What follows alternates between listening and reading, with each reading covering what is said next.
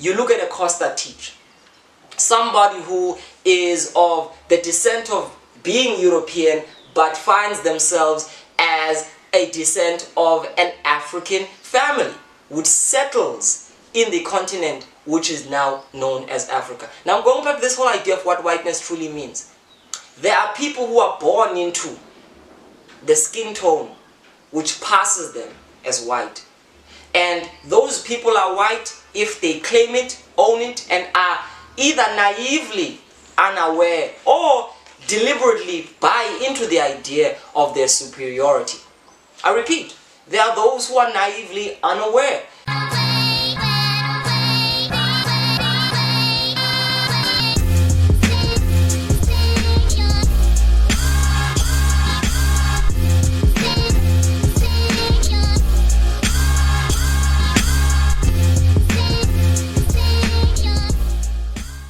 Hey, what's up my heads faces? It's VJ, the brother from the ancient mother, back in the beloved wax spot. You are watching Africa's most poignant hip-hop podcast, where we go front and center and engage, divulge, dissect the journey of hip-hop on the continent, the motherland. Now, I just want to take a somber moment to address yet another massive loss to the game in South Africa, in particular with the passing of rapper, dancer, all-around entertainer Costa Titch. Now publications and journals of all sorts have naturally focused on Costa's brief, delicate rise to a poignant peak, which kind of felt dazzlingly taken away from us, in a place where if you were watching Costa,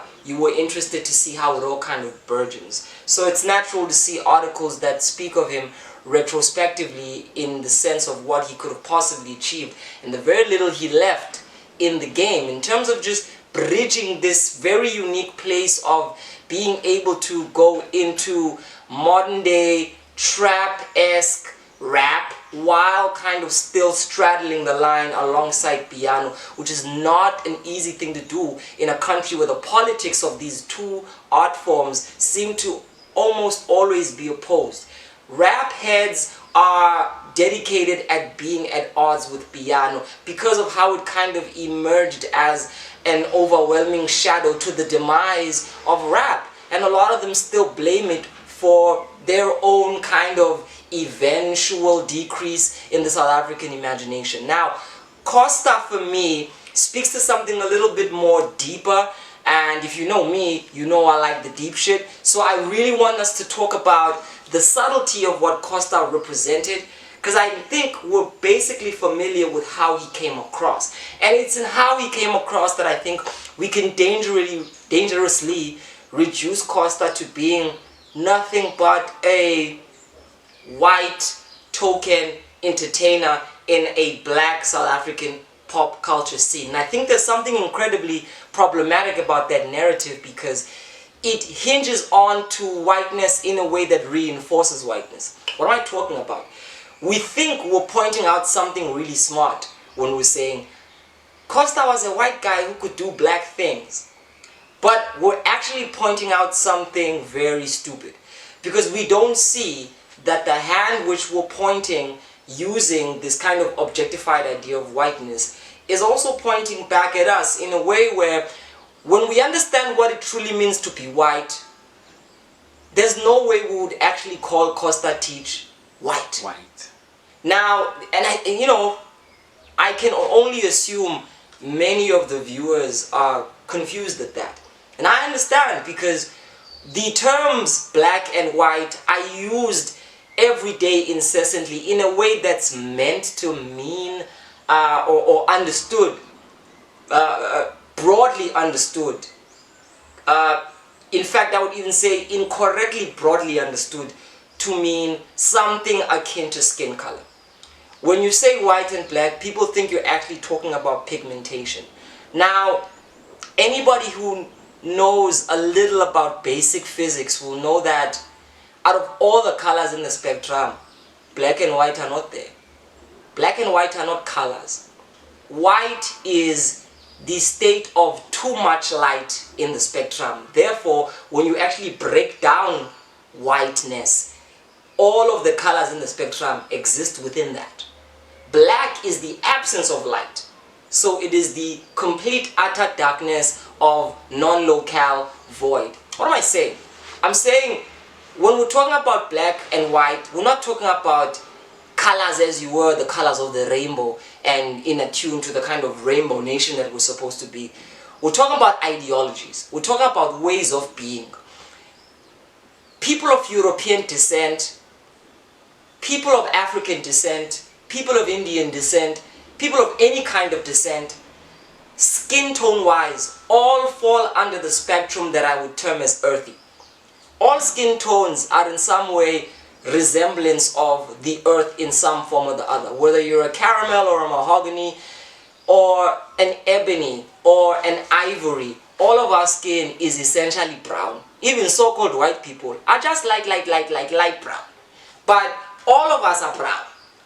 When we're talking about skin tone, all people are brown. Hence, you find that in indigenous cultures, notice how most people in the ancient terms, or rather in the historical terms that their ancestors called themselves, it either relates to the idea of their relationship with each other as people, as in Singabantu, Mutu, Munhu, Vunu, Vanu, or the idea of brownness, the idea of Soto, the idea of being as the earth, being as the clay.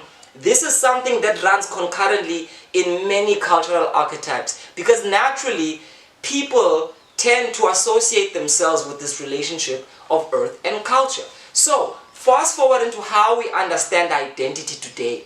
People of European descent went on a deliberate onslaught to try and acclimatize all cultures underneath them. So in order to do that, they created this polarization called black and white, this idea, this concept where those who are representative of the light, remember, white is not a color, it represents too much light. Now, this too much light is linked to the Christian idea of God as the light. It's the pseudo-religious idea of God's intelligence. Therefore, whiteness is an idea which claims to be divine. These were the people whose light was so brilliant that those who were underneath them were blinded by it, could not look at it, could not really be in the presence of it unless they were taken over by it. Therefore, when somebody says they're white, what they really mean is that they're a walking God. They mean their intelligence surpasses everything on this planet. Hence, that's what whiteness as a project wanted, did, and subsequently found itself to do. It became a force to subjugate the different ecologies of the earth into this hierarchy where everybody is underneath is termed black, because the top dog is the whiteness. It's the brilliant light of the divine human intelligence of certain people who have been chosen, and then underneath all of these people are those who are termed as black, who don't have any light in them, who need the light, who are empty inside, who are empty in such a degree that they can only be compared to an animal, who are below the light. And so when you read racist literature, when you read racist culture, when you read into this thing called being white, it isn't the color of a person's skin. It's how people of a lighter skin tone created this idea of being the most powerful and intelligent race of people. Now we go into the idea of racism as a social construct. It doesn't really exist. It was invented by people who wanted to make themselves feel better and more powerful than any other people on the planet. Now, when we look at how it's gone to take over the whole world through the project of colonialism, anti-neocolonialism, capitalism, industrialism, America is born, electricity comes through, the world is now under the subjugated political force of nations which have people who define themselves as elite, powerful, and deserving of taking over others. You look at a Costa Titch, somebody who is of the descent of being European but finds themselves as a descent of an African family which settles in the continent which is now known as Africa. Now I'm going back to this whole idea of what whiteness truly means. There are people who are born into the skin tone which passes them as white.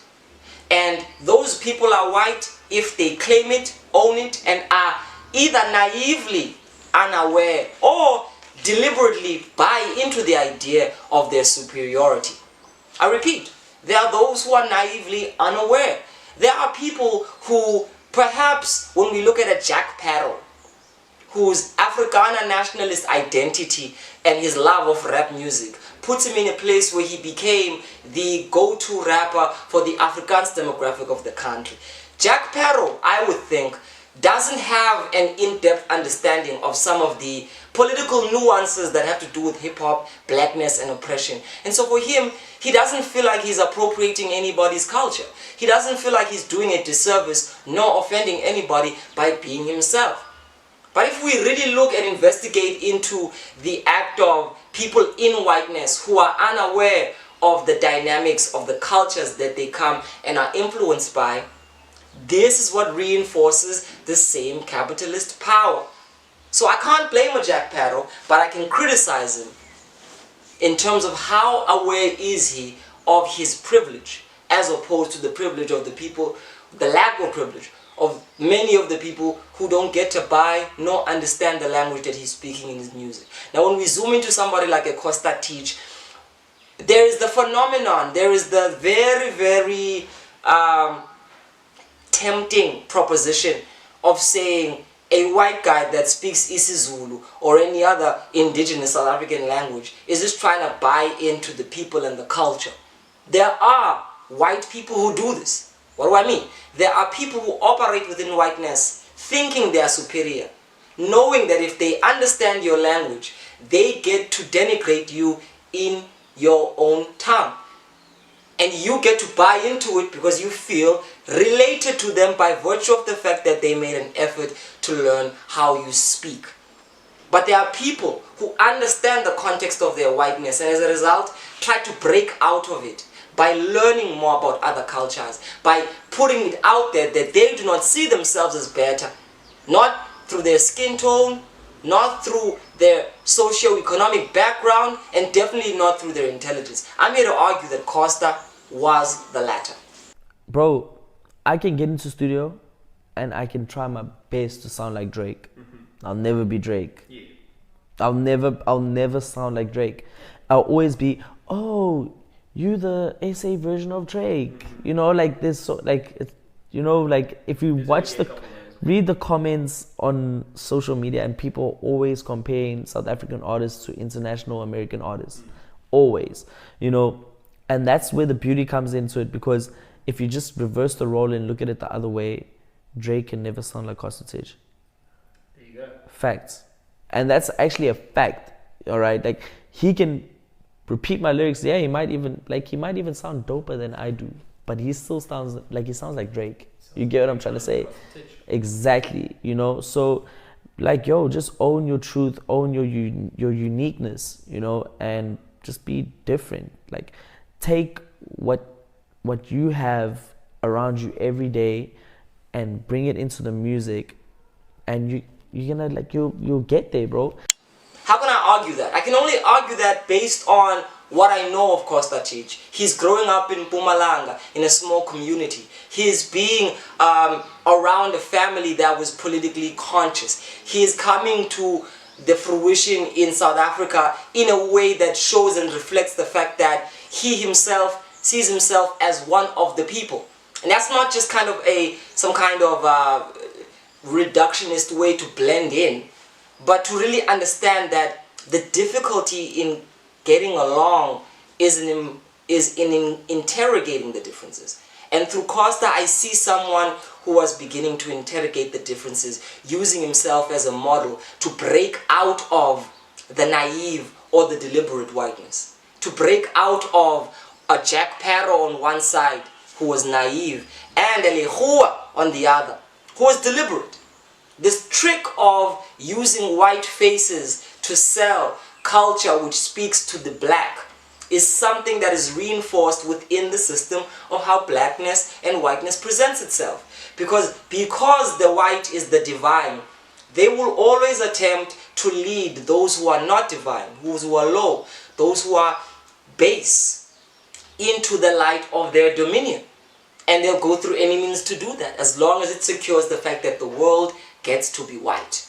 Therefore, I would argue that a lehua, a vanilla ice, are people who operate within whiteness having not even examined what it is. They assume they're actually white. They believe it. They don't know that it's just an invention that they were born into to make them feel like they're somehow better than others. So I feel an artist who doesn't take the time to question the context of what they operate in culturally automatically starts to mislead others and themselves. So if we're looking at an Eminem, for instance, somebody who's conscious of how they grew up amongst the poor, who in America are diversely ranging from people who are defined as black and those who are also defined as white, in a way where they might have the benefits of having the skin tone which passes them for some of these social privileges, but they socio-economically find themselves in a place next to the ones who are supposedly inferior. It brings about this direct connection with that which you claim to be lower than. And I think for many, it opens up their eyes just to how real whiteness is. And I think for somebody like Marshall Mathers, who went from a phase of not understanding, where the famous clip about him saying, "Don't date black chicks, all they want is your money," is an expression of an Eminem who still is in whiteness. But when we evolve and we start seeing the Slim Shady Marshall Mathers LP, we're growing and looking into, zooming into an artist who understands the constructs of the whiteness that they're trapped in, and who doesn't live according to it, but who understands the privilege that it surmises for them, and tries to break out of it by simply being in touch with all of these different nuances of what it means to live and be alive. Whether the struggle of having terrible relationships with your folks, whether this idea of just trying to be the best person you can be, there is an aspect that we can arguably call humanism that Eminem displays. And I can respect an Eminem because he is in whiteness, but he is not white. See, this is what I'm trying to argue. You are white if you buy into it. You are white if you are buying into it so much that you are conscious and you use it. If you believe in the myth and the theory that you are superior to others because of your genealogy and the tone of your skin, then you are white. But if these things are simply a part of you because of the social dynamic, and you, as an active person in whiteness, are living to try and break these so-called divides, then you might be in whiteness, but your action shows that you are not white. Also, on the opposite side of the spectrum, we should be careful in embracing blackness to a point where we feel it is what we are. It is what we were given. It is a label that we were called. We existed under many cultural definitions, whether you are Pedi, Sutu, Yoruba, Hausa. These are all the diversity of what we are as people, which were narrowed down to this idea of black. And yeah, I'm aware of how icons like Biko tried to take the term black and reinvent it, hence the birth of black consciousness, to use something which was used against us in our favor by adding consciousness behind it. And that's cool, but I feel like black consciousness is a step in the direction of understanding how to break out of blackness. Black is not what we are forever. It was never what we were. It's something that we're working to get ourselves out of in this white world, because the white created the black. Therefore, the white needs a black. Think about that. White people need black people. And if you live in that blackness, you are actually fulfilling the role of a whiteness. So Costa Titch is an artist that helps us understand that when we break out of these labels, of these constructs, we discover something more potent. It escapes definition. It's like, what do I call him, VJ? If I don't call him white, why do I call him? You know, and that's the issue, is that we've been calling each other terms that are invented to destroy us that we don't even know how to really refer to each other. So maybe that's a question you should pose to yourself. That it's easy to call Costa Titch white because it fulfills the role whiteness was made to do. But I'm here to say he was definitely more than that. Whether be it through the music that he expressed the culture, and the people he was around. He was the beginning of a crucible of people who are beginning to understand that we are congruently influencing each other in different ways, and that this thing called culture isn't some kind of still thing. It influences and feeds into each other. Blackness fed into the economy, which fed into what gave birth to hip-hop, which fed into a response, and all kinds of different cultures came in the fore in that. So yes, hip-hop can be Jewish, hip-hop can be Xhosa, hip-hop can be Chinese, hip-hop can be Japanese. And if we understand that, then our work should be to not make hip-hop black or white. It's neither. Hip-hop was born to transcend those things. So hip-hop is not black culture. It isn't white culture either. Hip-hop is the culture that breaks those kind of oppressive ideas, those oppressive stereotypical notions and ideologies. So if you think hip-hop is actually for black people, by black people, you're still buying into this idea, which only reinforces whiteness. Because this binary, this black versus white thing, isn't something which emerged naturally from the haphazard flow of nature. This is something that was designed. And if you continuously use it unaware, you feed into the design, you feed into the machine. So I'm here to give thanks to somebody who broke that feeding into and wanted to be something that was starkly apart from being white, although they understood that they were defined as fitting in the construct of whiteness. It's as stupid as being in South Africa and still having to sign a form where there's only 4 boxes. One says black, one says colored, one says Indian, and the other says white. How fucking problematic is that? Where somehow the so-called colored isn't black. Sometimes it doesn't even say black, it says African. Implying that the colored is not an African. That anybody with a lighter skin tone considered white who might have grown up in South Africa still isn't African. See how weirdly contradictory these terms are? Because they're there to reinforce ideas of superiority and inferiority. So every time you fill in that form, you have to confirm yourself to definitions that are oppressive. But that's capitalism. But in our space, we get to interact with these ideas and truly get to break them down. So I'm here to really do this episode because I want to start a conversation. It's tricky, it's sticky, it isn't going to be resolved in one segment, but I want to take Costa Titch's life and perhaps use it as a model to show us that the people who look white are not always white. Whiteness is a way of acting, it's a way of behaving. And even on the other side, the people who look black aren't always black. Blackness is an idea which confirms to being inferior. If you believe that you are lower than a white person, then you are black.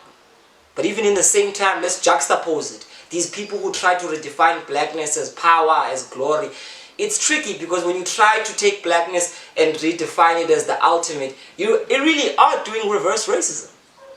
Because you're trying to now take the hierarchy of black, of white on top of black, and you're trying to flip it up. We were once great, we were once kings. Everybody has some greatness in them. Everybody has contradiction in them.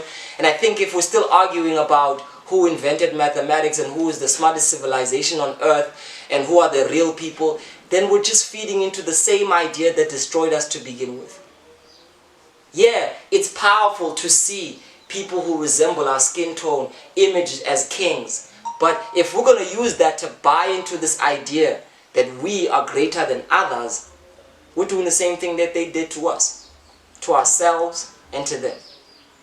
So I'm here to argue that outside of race is what's real, and inside of race is the illusion. So if you still operate according to racial guidelines, whether your racial guidelines is black is great or white is great, the truth is that your greatness depends on another being inferior. And I don't really think that's greatness. But I think what is great is to understand that we are only great together. And I think an artist like Costa Titch understood that to his very last moment. My name is VJ, the brother from the ancient mother. And I'm sometimes black. A great chemistry, a great friendship. He's somebody that I was introduced to geez, how long? Maybe 3 years ago, 2 years ago. But one of my boys, Spuda. At first, I was like, come on. At first, this is never gonna work out. This white guy, dancing. But the more that I listened to it, and the more I looked at it, I understood. Like, man, this guy's actually more South African than 99% of the so-called South African rappers out here. Yeah. And we started making music together, you know, working with his producers and kind of just building that relationship. He's my bro, man. And it's really, really cool to see him make the jump from first and foremost being a hip-hop dancer to becoming a hip-hop artist.